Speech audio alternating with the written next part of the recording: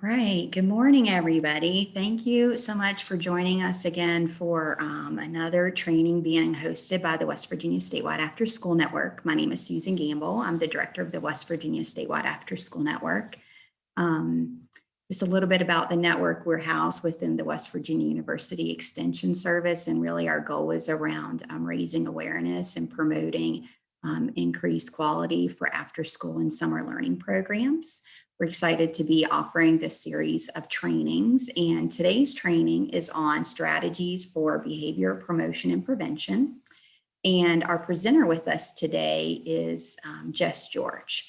So just a couple quick things before we get going today. I know we have questions about STARS. So first of all, we just want to make sure everybody that's participating today, if you'll just look at your attendee name, we want to make sure that it matches who you are. So for example, I would want mine to say Susan Gamble, not West Virginia Statewide After School Network, because we will get analytics of the recording afterwards to be able to see who participated and for how long.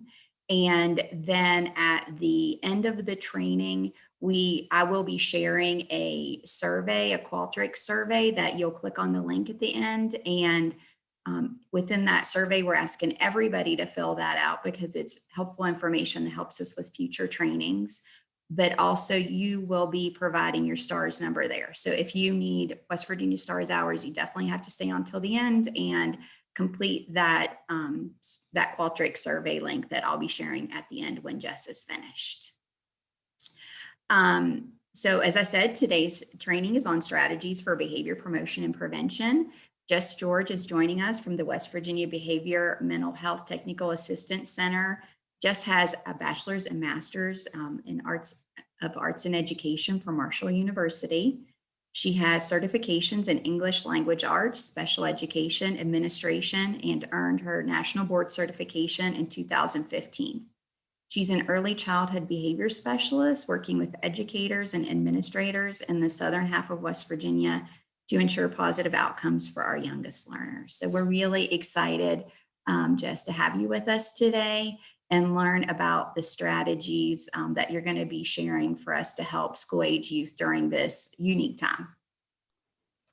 Thank you, Susan. I am very excited to be here with you, and I just want to kind of as a caveat or maybe to soothe, because I know we might have some people who work with students of various ages on our meeting this morning. Don't let the title fool you. My career I've been fortunate enough in my career that I have worked with students and teachers across the entire spectrum of public education, and knowing that you serve students of varying age ranges, I have geared this presentation to meet your needs. So it's not all focused on early childhood. It kind of spans the gamut from early childhood into young adolescence. So don't be worried that I'm just going to be talking about pre-K stuff today, because I hope that we will find some relevance in this for you. So just to give you a little bit of a background about our agency, the West Virginia Behavior Mental Health Technical Assistance Center, we haven't been around very long, actually. And we are the result of a partnership. We're funded through the West Virginia Department of Education, specifically the Office of Special Education, and in my case, the Office of Elementary and Early Learning. And we are housed in the West Virginia Autism Training Center at Marshall University. So that's a lot going on at play, but we service schools from pre-K to 12. And just to kind of show you how we serve the whole state, every county has 2 behavior support specialists who can work with them. If you see, for this county in particular, I am the early childhood behavior support specialist, but you also have access to Terrell Jones. She is the Southern behavior support specialist who works with K-12 across the whole spectrum. And like I said, I tend to spend most of my time in the world of pre-K up to grade 2. But I'm very excited to be here with you today and talk about things that are relevant to my current role, but also things that harken back to my past and my time in the classroom and the different roles that I've held throughout my career. So here's what we're going to be covering today, just in very broad strokes. We're going to be talking about the gap, specifically the gap between knowing and doing. We're going to talk about your role and what that means in terms of the gap when we're talking about children. Sorry, excuse me, having some sinus issues this morning. And we're going to show you where you fit into that kind of world of helping children develop the skills that they may be lacking or that might not be as strong as their peers. And then the real meat of the session, I'm going to give you some strategies, and we're going to talk about two different kinds of strategies. The first set will be universal strategies that will help and benefit all students regardless of what their needs are. And then I'm going to give you some need-specific strategies based on some of those high-flying, frequently reported social emotional needs that we see in the classroom or in after-school centers, such as yours. So let's talk just in general. I like this graph because it really speaks to things that we know to be true, but we don't stop and think about often. So if you take a look at this graph and look at the gaps between not knowing and knowing, and the gap between knowing and doing, that first gap is much smaller. So for example, I know that if I get at least 30 minutes of exercise, whether it's cardio, whatever, if I just get up and move for 30 minutes a day, I feel better throughout the rest of the day. I know that to be true. But I got to tell you, it's not always easy, especially mornings like this, when it's 30 some degrees and I'm trying to fit a workout in before doing a session. And man, I just don't want to do it because it's cold, it's dark. I don't want to do it. I know I should, but moving myself from knowing to doing is very difficult. And I bring that up because this is true. Knowledge is easier to change than behavior. I mean, if you can think back and reflect on things in your own life, especially this time of year when New Year's resolutions we're usually hitting that make or break point right toward the end of January. If we're able to stick with them, we can have the best intentions and know what we want to do, but getting ourselves to do it is difficult. But what I'm here to tell you today is that if that's true for us, it's true for our students. And so I want you to be thinking about that as we go through this morning's session. I also want, while we're together this morning, I want you to start thinking of behavior as communication, because we're going to be talking about a very specific kind of behavior, and we'll get into that later. But more specifically, the issue is sometimes what we think is a child acting up just for the sake of it or misbehavior is really rooted in a failure to communicate properly. Let me give you something to think about. There's a study, and my good friend, Dr. Amy Carlson, who is the coordinator of my project where I work, she's on this call. I'm sure she's very familiar with this. There's a study in the 1930s that we have come to know as the monster study. It wasn't called that then, but it's what we refer to it as now. And in this study, they took 22 orphans and they split them into two groups. And the first group received positive speech therapy. So it was nurturing, it was reinforcing, it was everything you would want it to be, right? And they all had varying levels of speech ability or speech struggles. And then the second group received negative speech therapy. It's actually one of the studies that we look back on now and realize the importance of the ethics that we have in place when we conduct research, because the name monster study is very fitting for this. And what resulted from that study were the orphans who were placed in the negative speech therapy group developed serious psychological issues, and some of them who had normal or close to normal speech abilities developed lifelong speech conditions because of what they were subjected to in that study. So think about that in terms of behavior. If what we are seeing from a student, their behavior is they're trying to communicate something, and the only way they know how to do it is through this behavior that we perceive as misbehavior, our response will then be to what? Punish it, right? Think about what that's doing to the behavior. If really what they're trying to communicate is a need, and we're punishing them for the behavior and not addressing the need. I don't think it's possible when that's our response to make that behavior go away. So as we get into talking about, and this is super relevant, but I wanted to put it early in the slides, but keep this with you as we talk about the strategies. Everything that we go over today, whether it's a universal or a need specific strategy, if you think about the intensity of the behavior as like a bell curve. So at the top, where that red arrow is with the no symbol, that's when the behavior is at its most heightened intensity, whether it's a complete meltdown, whether it's getting physically violent, whatever. That is not the time to teach. So when we look at these strategies, I'm going to give you some guidance about how to implement them, but de-escalation strategies tell us that the time to try to teach or reason with someone is not in the middle of a meltdown. This is true for me as well. When I am, when the stress gets too much sometimes and I feel myself starting to lose my grip, the worst thing anybody could do would be to tell me to calm down, right? That would be the gasoline on my fire that was already starting to kindle. So the best time to put these strategies in place are before the issues even arrive. Now, it is also good and okay to have these strategies in place after a meltdown.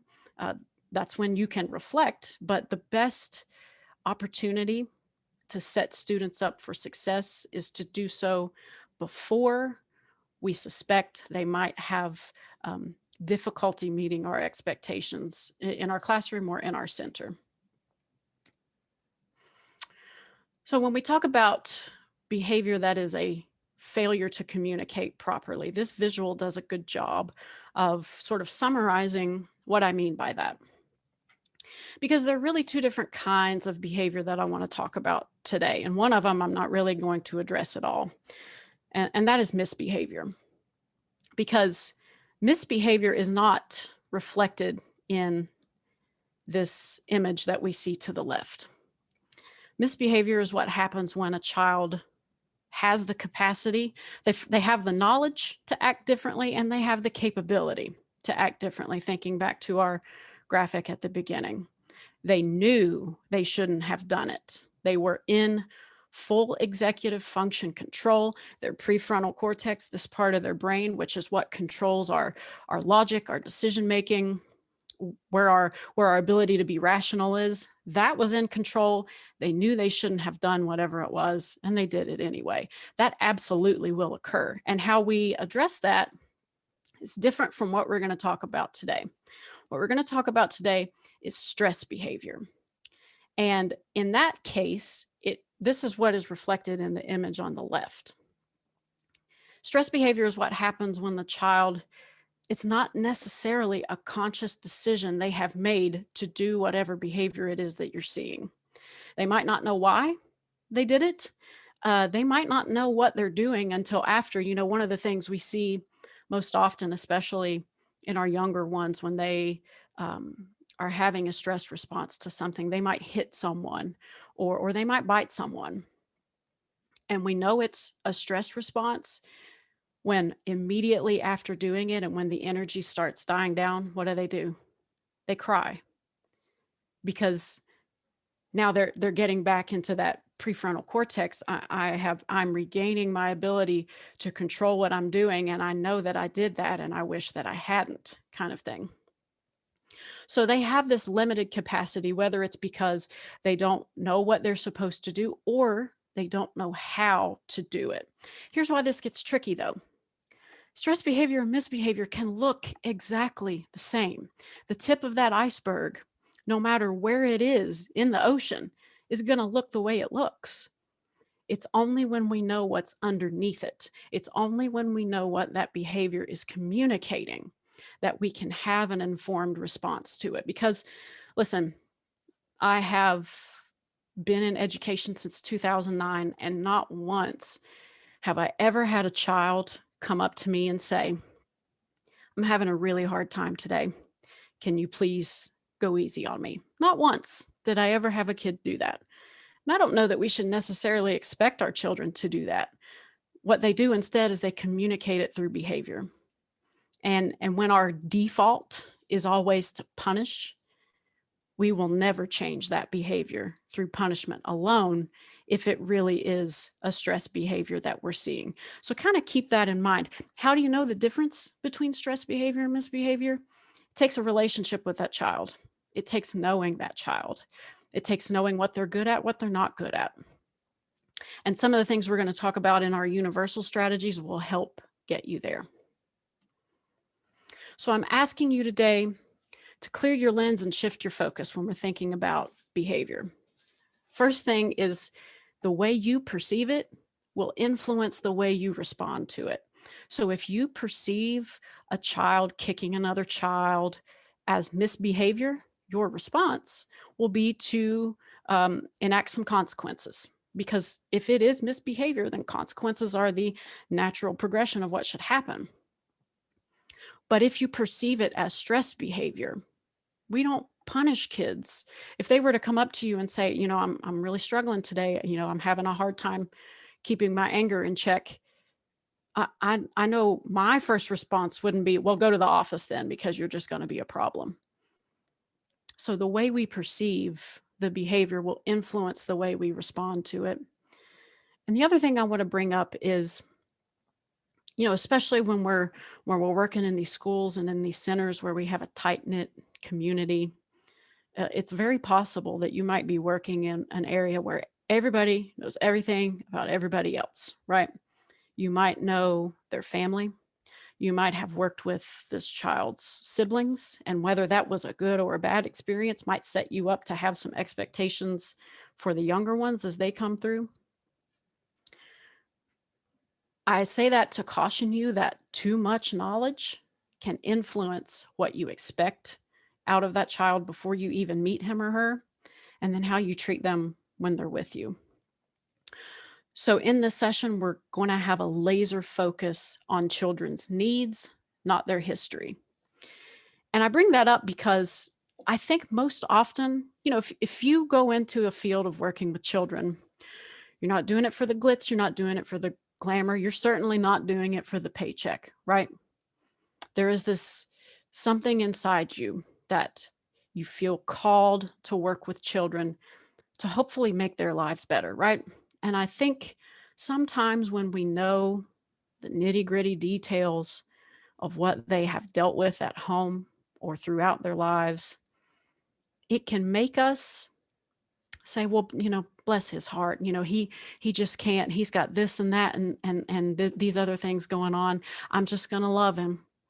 And while that's great, I want to point out that if you lower your expectations of a child, that is not a demonstration of love or respect.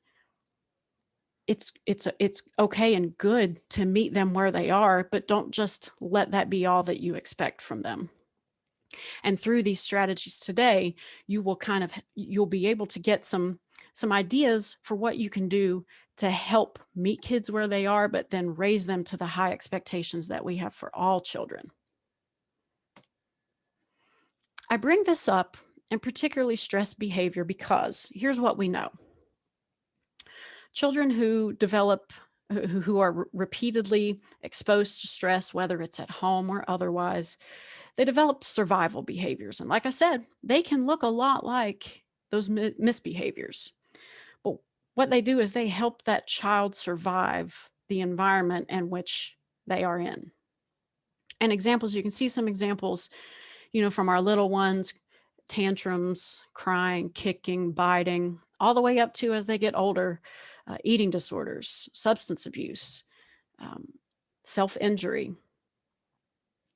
These are behaviors that manifest because the brain, when you get down to it, the brain has one main job, and it's to keep you alive. It's survival. And so repeatedly, if they find that engaging in these behaviors helps get them through whatever is causing them stress, they're going to keep doing it. For example, let's say I really struggle with making friends. It's not a skill that I have. I don't know how to talk to my peers. I don't know how to start a conversation. And I just assume nobody likes me. If I am put in a situation where I am expected to be in a small group or even a large group, and I'm expected to function within that setting, and it's already something that I know I can't do well, I'm not going to perform my best in that situation because I have no supports in place to help me. So what might I do? I might withdraw, shut down completely. I might act up to the point where I get removed from that situation. And if by getting removed from that situation, I have avoided what was causing me stress, guess what's going to happen next time when I'm put in a similar situation? I'm going to act out again, right? And I bring this up because at your centers, I know you work very hard to create an environment that is safe, that is welcoming to children, where they can make relationships and they can spend their time in healthy and productive ways. I know you work hard at that. But the issue is these behaviors can manifest even in those environments because it has nothing to do with you. And it has everything to do with that anxiety that they feel on the inside of, I still don't know if I am safe. This person might be nice to me, but they're looking me in the eye. Why are they looking me in the eye? Why are they paying attention to me? These are the thoughts that are going on in the back of their heads that we don't even know that we're causing. And that's what can make those behaviors manifest in a place where we know they're safe, but they might not know that they're safe. That's the doom and gloom. I'm done with that part. I want to talk about the bright side of it. And here's the bright side. No matter how old they are, children are resilient and they can grow and learn and succeed if they are put in positive environments. And I put the source for that quote. If you want a deep dive into supporting children, particularly children who have been affected and exposed to trauma, this Fostering Resilient Learners book is amazing. And it's not just applicable to the classroom. I know that's in the title. You can find a lot of things I think that would be relevant for you in your situation. So that's the doom and gloom. Now we're going to get into what do we do about it. But I want to come back to this graphic for a second. And I'm guilty of this too, you guys. Listen, everything I'm going to tell you today, I've had to learn through trial and error, through educating myself. You better believe I didn't come out of college knowing how to do these things. I most certainly wasn't trained on them. And I'm guilty of this because one of the things that I remember saying to kids was, you know better. Let's add better to this graphic and let's think about now the gap between not knowing better and knowing better. That gap is still smaller than the gap between knowing better and doing better. So yes, they might have known better. They might have known what they were expected to do, but did they know how to do it is the other question. So to bridge that first gap, you're going to teach them the what. What is it you want them to do when they're with you? And to close that second gap, you're going to teach them how to do it. And this is where your role comes into place on this. To close that first gap, you have to teach. I always say the best way to set children up to not meet our expectations is to not tell them what our expectations are. So that's step one, teaching them what we expect of them. And then step two is to acknowledge it, let them know that we see it, reinforce it when we see it, and yes, keep teaching and teaching and teaching. Because if it was just one of those one and done kind of things, roles like mine that I have now wouldn't be needed, right? So that's the way I'm asking you to think of your role in this today. And your responsibility throughout this is to help build resiliency in children. What is resilience? What do I mean by that? We all have it. If you're on this call right now, you have it. That's how we deal with challenges or obstacles we face. It's how we bounce back, or some people now like to call it bounce forward from whatever we have encountered. Resilient people can pick up and keep going, right? That's what we want for our kids. And you're part of this because you are in the resiliency game. By virtue of working with children, you are in the resiliency game. you know, we all on this call have likely been exposed to traumatic events. Some might have been more sustained than others. But somewhere along the line, you had relationships with people who helped keep you pushing. And so you might be that person for a kid.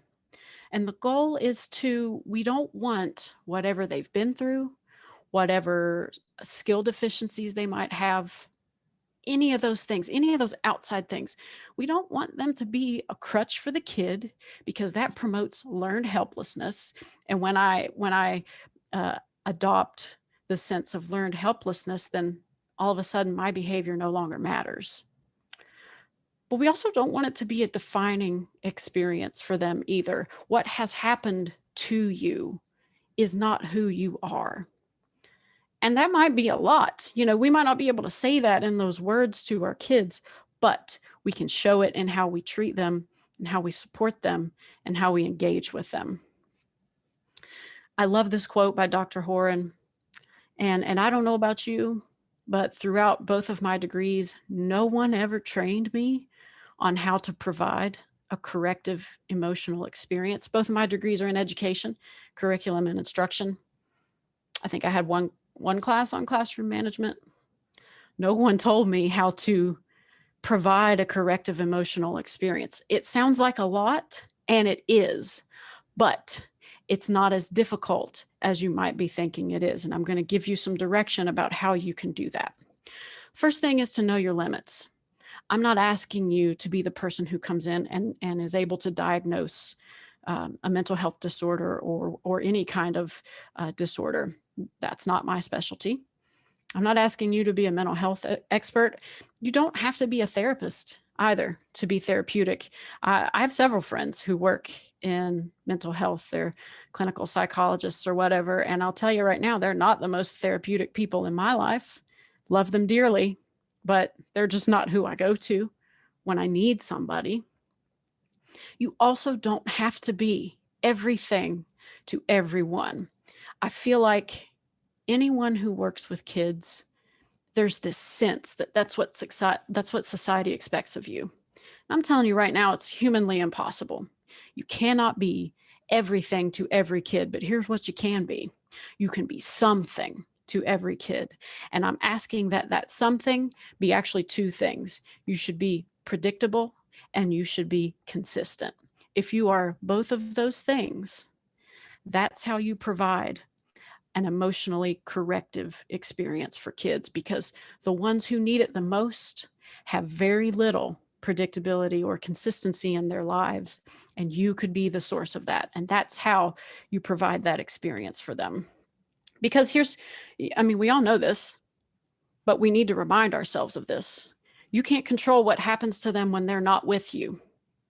So let's put all of our energy into controlling their experience when they are with us. And we want it to be a positive, a nurturing, and an educational experience, so that by being with us, they are starting to develop that resilience to deal with whatever it is they face when they leave us. So let's get into the strategies. We're going to start with the universal ones. I have all three of them on the slide at once, and we're going to get into some examples of what I mean by this. But the first way you can be predictable and consistent for every child that you work with is to, number one, make your expectations clear. That's where you let them know the positive behaviors you expect. And when I say positive behaviors, I mean we state them in positive ways. You'll see examples in a second. But not only do we tell them what we expect, that's closing that first gap between not knowing and knowing. We close that second gap between knowing and doing by teaching them how. And we'll look at some examples. The next thing we can do is set up our environment to be predictable and to be consistent. We do that by establishing procedures and routines for anything that is causing you difficulties, whether it's asking to go to the bathroom, whether it's transitioning from one activity to another, whether it's arrival, whether it's dismissal, whatever. If you are having frequent issues with that part of your time with kids, let's make a procedure or a routine out of it, and let's teach it, and let's practice it, and let's get it down. And then also using visual cues. If there's a specific place where kids are supposed to line up, if there's a specific place, if you want a designated area for certain activities at your center, let's make that visually clear to kids. And then I think the most important one are the relationships. And that means that we acknowledge kids when they meet our expectations. So we put all this effort into teaching what we want kids to do. Well, then by golly, we better be there telling them we see it when they do it, right? But I'm not telling you that you have to throw out consequences altogether. We don't live in that world, right? You will still have to have consequences in place when children don't meet expectations. But it's that teaching aspect that makes it not punishment, but discipline instead. So here's some examples of what I mean by that. If I can get my, okay. So for example, expectations, and these are just kind of in general, you can think about different areas in your center, specifically areas where you might see behavior issues, and be thinking about, what do I want kids to do instead? So for example, these are all the things on this slide that kids will know if you have universal predictability and consistency in place. They will know how to be safe when they're on the playground, or when they're in the halls, or when they're in a classroom. They'll know how to be responsible during cleanup or during arrival, whenever. They'll know how to be respectful during snack time or free time, or whatever you have scheduled for them to do. They will know how to do all those things because they've been taught. Thinking of your environment. It seems really simple, but man, it can change a climate of a classroom or a center like that, is to know how to get adult attention when I need help. Because I tell you, when I was in the classroom, nothing would push my buttons faster than if I'm trying to do something, or I'm trying to work with one kid and I hear, Miss George, Miss George, Miss George. Man, my response to that would not always be so good. But did I ever teach them how to get my attention? I did not, because I assumed that they knew how to do this. What I'm asking you in these universal strategies is to first assume that they can't before you assume that they won't. And that changes our approach to this. If we assume they can't, what's our response? We show them how. We want to ensure that we know they can before we assume that they don't want to. We also have our environment set up to where they know where to line up, or they know, when I come in, this is the first thing I need to do. And when I'm getting ready to leave for the day, this is what I need to do. And I tell you, I don't know if you have this at your centers, but one of the things that I used to hear all the time before I started putting an agenda up daily in my classroom was, what are we going to do today? It seems really simple, but if I set up my environment to show kids what we're going to do today, then I've eliminated being asked that 72 times in one day. And then importantly, those relationships. And this, I think, is where the rubber meets the road for the rest of it. Because if every child at your center, if they can say these things with confidence, then you have met your universal predictability and consistency. If they can say, I know when I've done something well. How do I know it? Because the adult acknowledges me and tells me that I have done it correctly or well. I also know what will happen if I mess up. And just as important, I know what will happen to other people if they mess up. Because if those two answers are not the same, if what happens to me when I mess up and I don't meet the expectations is not the same thing that happens to Susan when she messes up and doesn't meet expectations, you no longer have a predictable or consistent environment. And then, we've said it before, but it bears repeating, I know what is expected of me and I know how to do it. So let's talk just for a little bit about those expectations, because I think sometimes we might make the mistake of interchanging the word expectations and rules. They really are different, but complementary. And let's look at what I mean by that. First, expectations are broad statements, and you can see examples down there. Some of the high flyers that we see used in the classroom are things like be safe, be responsible, and be respectful. And we actually have schools who are implementing our school-wide positive behavior interventions and supports. Those expectations are the whole time they're on campus, whether they're in the hallway, in the bathroom, in the cafeteria, what have you. Those expectations are enforced. So they're those broad, positively stated things that we want to see, behaviors that we want to see from kids. They're not specific at all. That's where the rules come in. The rule tells me how to meet the expectation. So, for example, be safe. It's a really good expectation. You know, we are charged as the adults to keep the kids that we work with safe. But think about it in your own life. How you keep yourself safe or demonstrate safety changes based on where you are. If you're in the car, maintaining safety means one thing. If you're fixing dinner, maintaining safety means another thing. If you're going on a walk, what it means to be safe means something different. The expectation can travel from place to place to place, but the rule for how to do it is what changes. What they share, though, both rules and expectations, like I've said before, is we state them in a positive way. We tell kids what we want to see as opposed to what we don't want to see. We teach them, we reteach them, and we reteach them as much as we need to teach them. And then when we see them, we acknowledge kids and we reinforce it.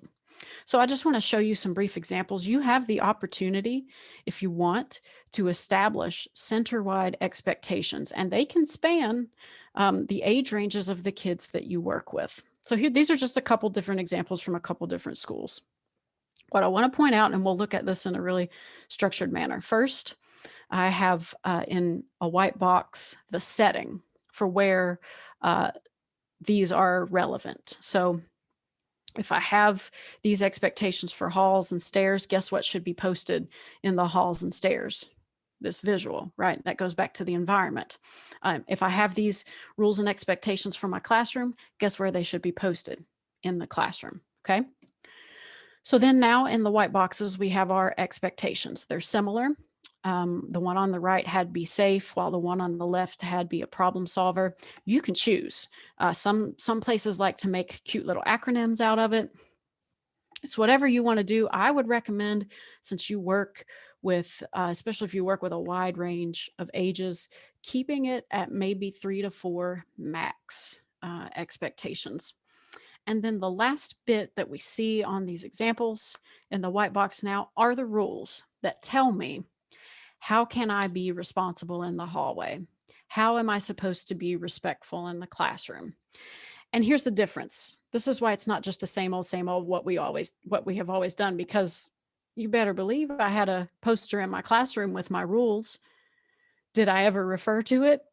No, I didn't, because it wasn't even a thing I thought to do. I thought I had done my job by making this cute little poster, printing it, putting it up on the wall. Here we go, have my rules.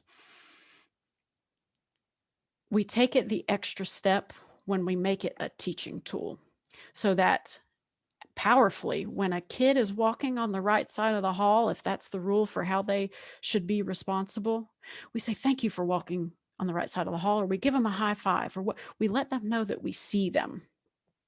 And then if we happen to see them walking in the middle or the left side of the hall, and we know that's not what we have decided is the rule for being responsible in the hallway, that poster becomes a teaching tool, so that we can then point to, here's what we're supposed to do, here's how we be respectful in the hallway, and it allows us to share the hallway with other people.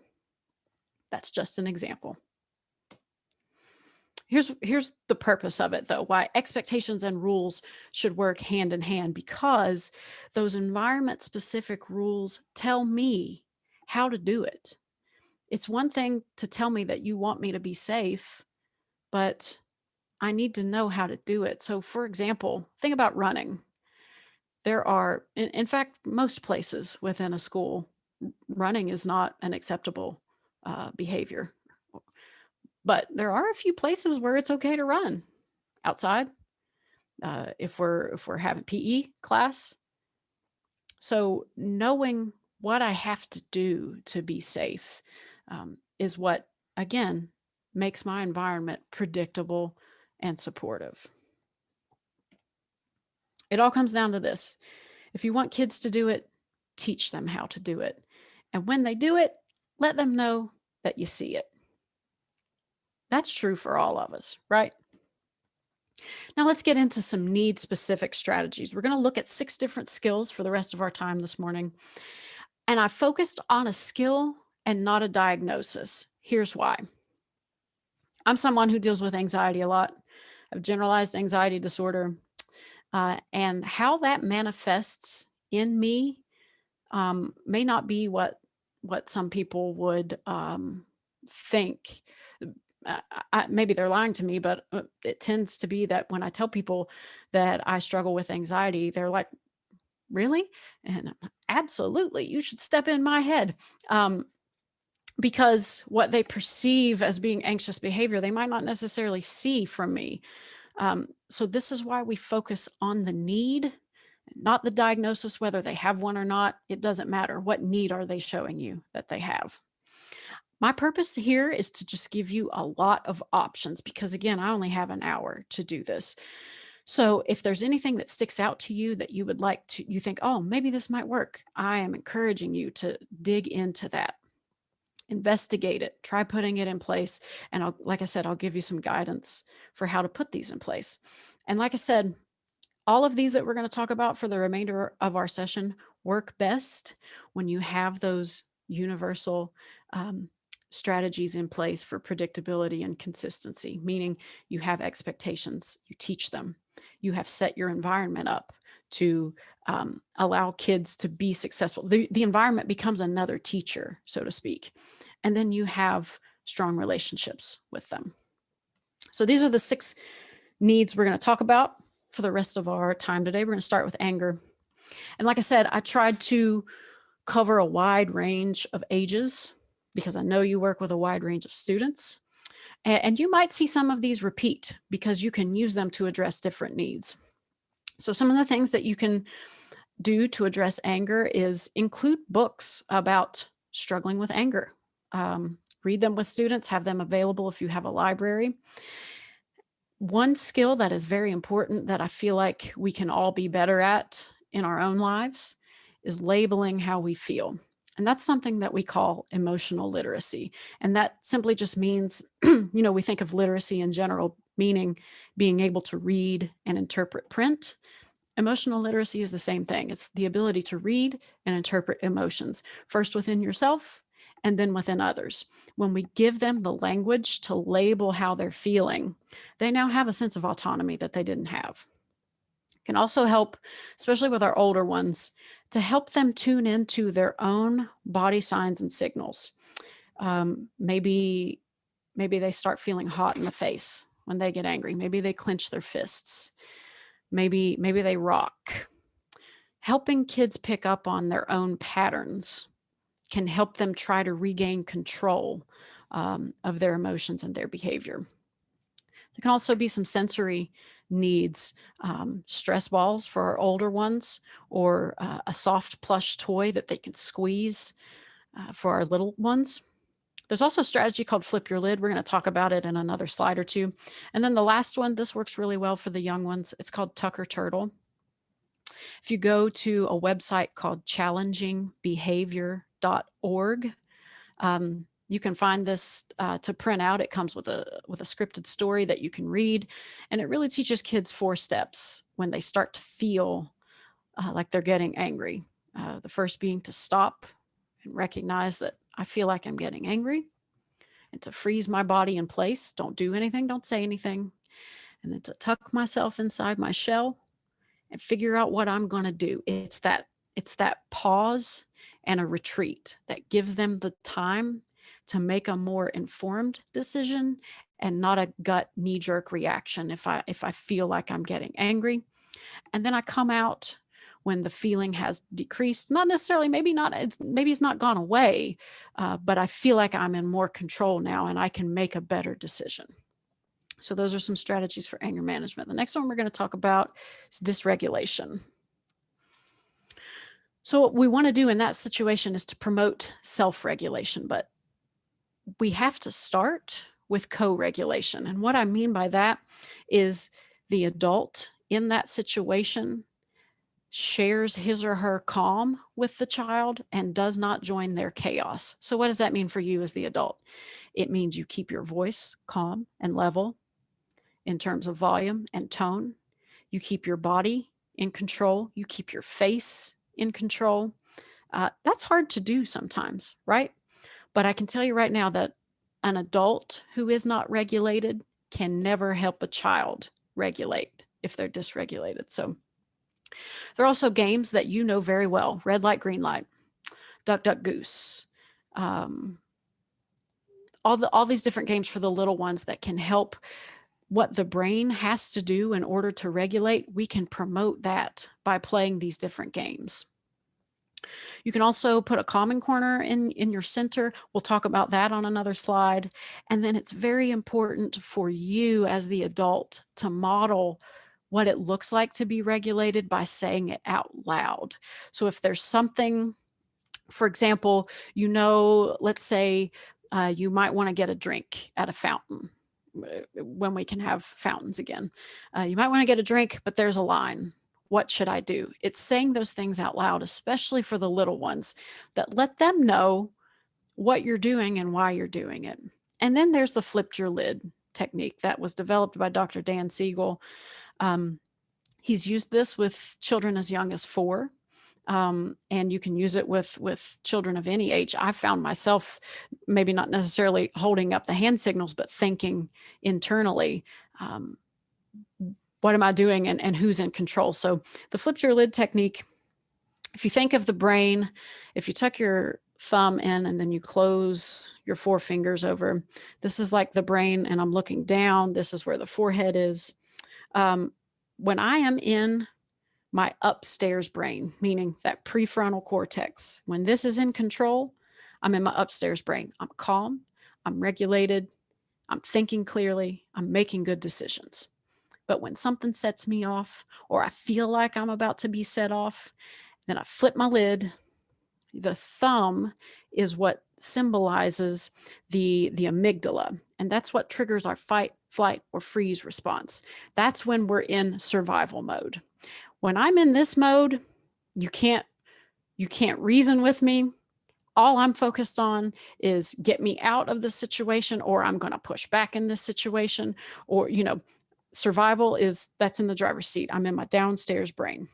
So by giving kids the ability to communicate to you non-verbally where they are can be really powerful in helping them label what they're feeling, but also give you a heads up. If they start to feel like they're going into their downstairs brain, we might want to have things in place to whatever their need is to help them avoid fully going into whether it's a tantrum or a meltdown or what have you. Let's talk about nervous and anxious, the one that I know all too well. What we want to do in this situation is to promote calm. We can do that through breathing techniques. Challengingbehavior.org. I'm going to probably mention that website multiple times because it's my favorite price. It's free. All of their stuff on there in their resource library, you can print out for free. They have this really nice visual for our little ones for breathing techniques. You breathe in to smell the pinwheel, and then you, breathe in to smell the flower, and then you breathe out to blow the pinwheel. I'm not going to smell a pinwheel. I would rather smell a flower. We can have those visuals in place and help teach kids how to do those strategies when they feel like they're getting angry. Having stress balls, like I said, sensory, or even wall push-ups. I like wall push-ups better than being on the floor because they're much easier and I think more sanitary to do. You can also provide a fidget to that student. And then here's where we're going to talk about the calming corner. I could do a whole session on calming corners alone because there are so many different ways you can do them. There are also so many different ways you can set them up to not work for your kids. But what that is, it's just a space in your room, could be a corner, where they can go when they feel like they are about to, for example, go into their downstairs brain. If they need a break, they need a minute, they can go to that and sort of sit there. We have plush items. We have books on emotions. We have, if you see in the picture, we have a how do you feel? It's all geared toward whatever emotion they might be feeling. and then helping them feel it, number one, but then respond to it in a way that is appropriate. Problem solving is the next one. Again, children's literature can be used, and this goes all the way up to young adult literature, to adolescent literature. Problems are what novels are written about, right? And so we can talk about solving, whether it's social or personal problems, through books and have conversations about that. It's also important to normalize, meaning we make it okay that there's a problem and we work collaboratively to solve it. So for example, we have 5 bags of Chex Mix and we have 7 friends with us in the classroom. So we don't have enough for everybody. How can we solve this problem? And that goes into the problematizing things, looking for teachable moments where you can draw attention to, hey, here's this problem. How can we go about solving it? That also works in your teacher self-talk. I know I unknowingly did this sometimes, especially if I was trying to have a lesson that involved technology, and if the technology did what it likes to do and wasn't cooperating with me. I would say, I'm going to step away from this for a moment because it's making me really upset, and I'm going to come back and try again. It's also important for our older ones to teach boundaries. And I think it's very powerful when we teach and promote what they can control. And they can only control 3 things: how I treat myself, how I treat others, and how I feel. I cannot control how others treat themselves, how others treat me, and how others feel. Hi, And Jess. That's such a great point to kind of loop into a question we had about handling teasing. okay. Could you maybe address that for a second? So in that situation, it's not knowing, for example, what is the child being teased about? The one who's doing the teasing, maybe did it pop up in the Q&A?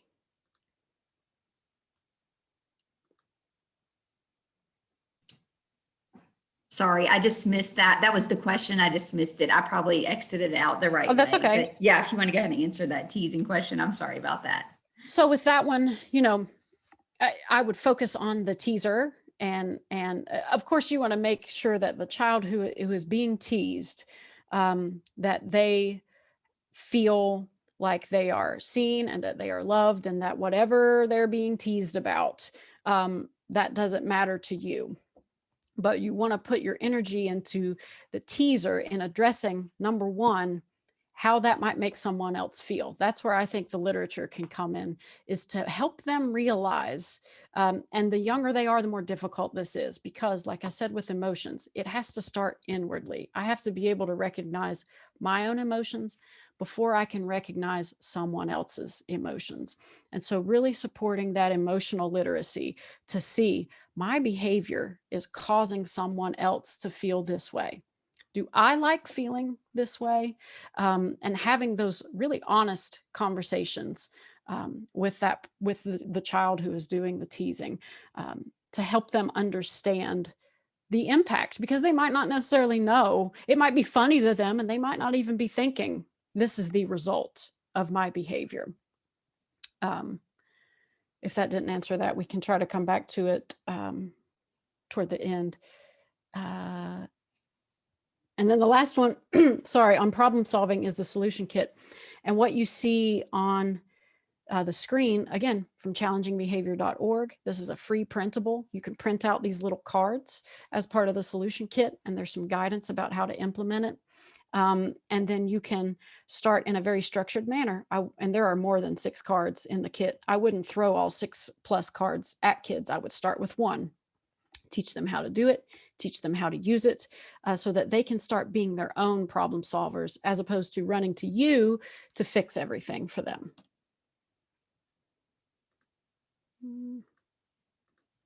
Withdrawal is the next to last one. We're going to do good on time. This is the one that scares me the most. I can easily recognize and I feel confident in responding to the ones that are angry, to the ones that are anxious, to the ones that have lost their cool. It's the ones who kind of shut down that scare me because I might not be able to put my finger on why they have shut down. So I can't stress enough focusing on that relationship with that child and starting where they are comfortable. And that's really where it gets into, I have on here assigning a peer or adult buddy. That's going to depend on what they feel most comfortable with. If they feel more comfortable kind of having a peer buddy as opposed to an adult buddy, then that's where you start. But you can also let them add value to the center, to the classroom, to wherever they are by giving them a job, asking them to help you with something small. Now, if one of the things that makes them withdrawn is perhaps they don't want attention on them, then I wouldn't necessarily give them a job that has them doing something in front of the whole group or the whole class. I would start with something very small. Hey, could you run this down the hall to so and so for me? Um, it's very important to listen to them when we can get them to talk and avoid pushing them because that's just going to make them withdraw and recede even further. The last one is hyperactivity. We know this one well, right? The first thing I can tell you is to choose your battles. I know my second year teaching, I had a student who had a diagnosed hyperactivity disorder, and he took medication for that. But I also knew that when he went to dad's on the weekend, we learned this throughout the year, he didn't get that medication. So guess what Mondays were like every week? They were awful. And so once I knew that, this child, it literally is not his fault that he's coming in bouncing off the walls, then it was a battle I chose not to engage in the beginning of the week, and instead worked to support him. You also want to make sure that workplace is decluttered as possible. And I like giving them the opportunity to move. That student in particular, it worked out really nice for me. My classroom was on the second floor at the very end of the hall.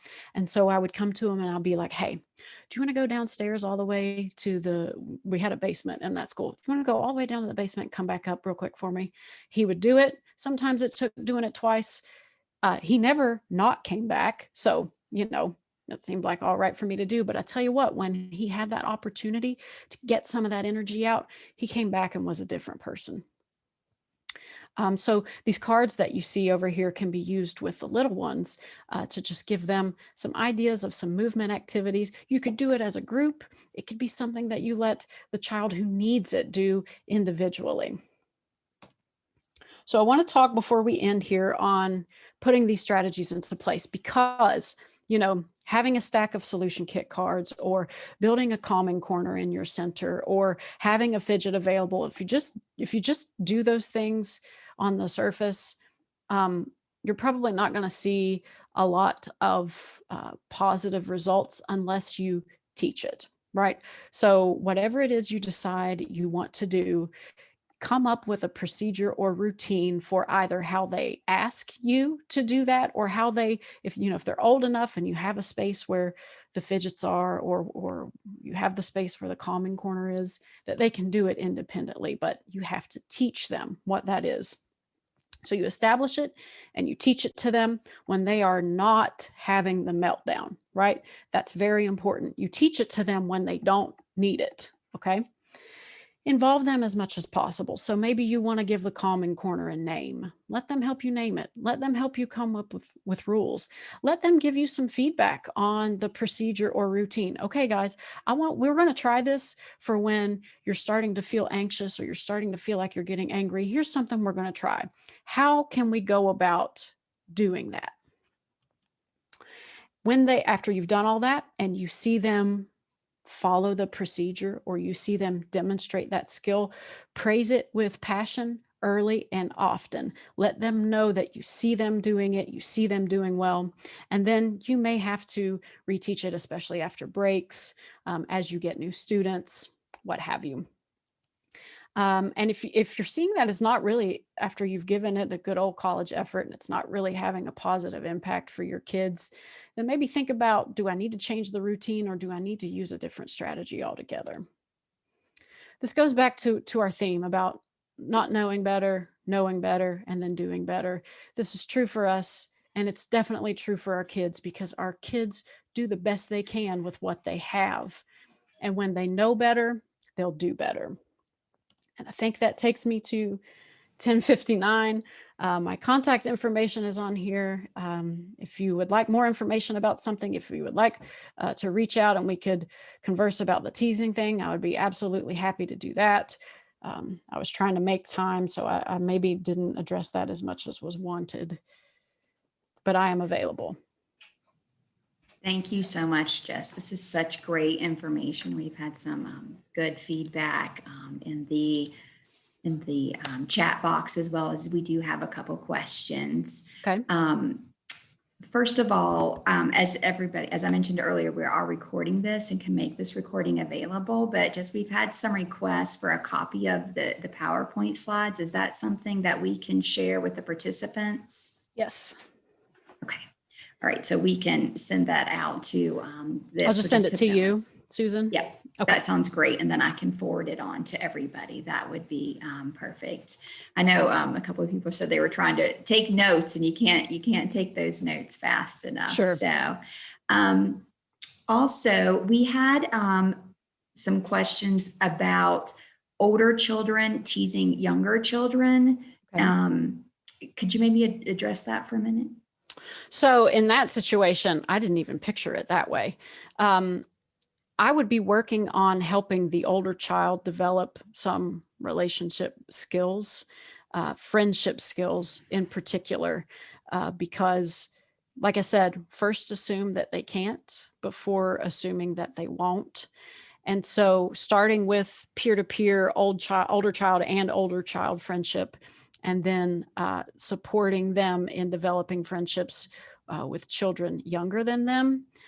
I think if what they're used to doing is teasing someone younger than them, I don't know that I would necessarily start there. I would start with what it feels like to be a good friend to someone their own age, and then support them in what does it mean to be a friend to someone who's younger than me? What does that look like? I would really support those friendship skills. And I'm going to promote again, challengingbehavior.org has a lot of resources on teaching friendship skills to children. Great. That sounds like such a tremendous resource. Thank you so much. And as Jess said, she will forward the PowerPoint and I can share that with you. And we'll also have the recording available. And as you see, her email is there if you have more questions to reach out. I did just post the Qualtrics survey within the chat box. So we're asking everybody to please just take a couple minutes. It's a really short survey to go in and complete that survey to give us some feedback. Also, if you need West Virginia STARS hours, you definitely have to do that survey because that's where we're collecting your STARS number to then be able to grant those STARS hours later. So thanks so much, everybody. We really appreciate you joining us. And also, we will be hosting some more trainings next week, another one from the Behavior Mental Health Technical Assistance Center, as well as we're going to do a couple Tuesday evening trainings starting next week on some mass supports, which we've heard a lot of need around also. So we hope that you can join us. Hopefully everybody already has that information, I believe, since you got information on this training.